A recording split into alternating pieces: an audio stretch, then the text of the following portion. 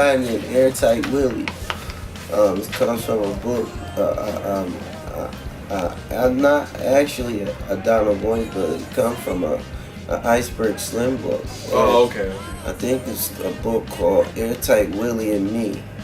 He was a con artist in this book. He was a real good con artist. He used to do this thing called the George, where he would con these people out of their money with these different scams he would use, you know. So I don't know. Like, I got the nickname from Common. Gave me a lot of the books when I used to go on the road with him, and then I fucking read the whole catalog. Like, I read all Iceberg Slim's books. I read all Donald Boyd's books. And he just saw, I guess he saw like how deep I got into it. He started, you know, my name just turned into Airtight. So it's an old nickname, really. Well, you know, upon coming into this album, you know, I wanted to confuse the computer.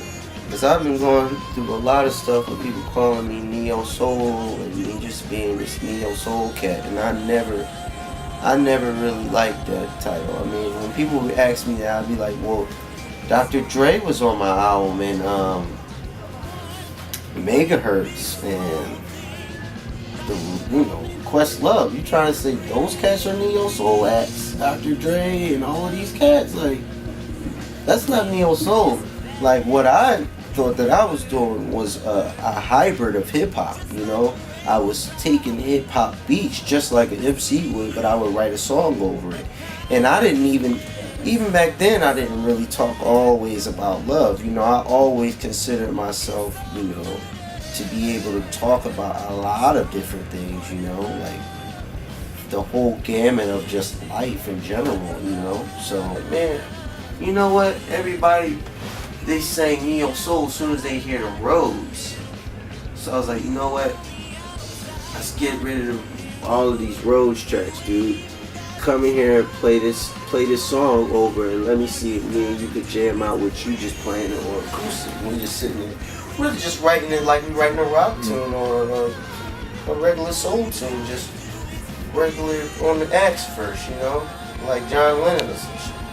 And it just so happened to really sound better on the guitar the way I wrote these tunes on this time around. So we just went with it, really. And it made it a lot more open-ended because I was able to play more with the keyboard as a sound and as a tapestry of color. You know what I mean? So once he would lay down the guitar part, I was able to take out my keyboard part as just the foundation of the track, and now I was able to use all these other different synths and moods and things to add color and you know, go into a whole nother lane of sound.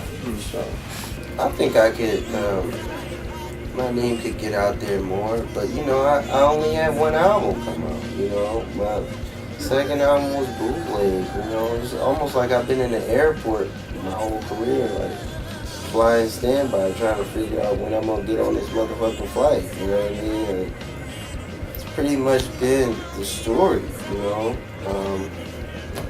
So I don't really blame people like, oh, we don't really know you. You know what I'm saying? I've been blessed, and that's why my career has been able to span so far. I wrote Flying because I was trying to really correlate what happens to people in the industry, you know.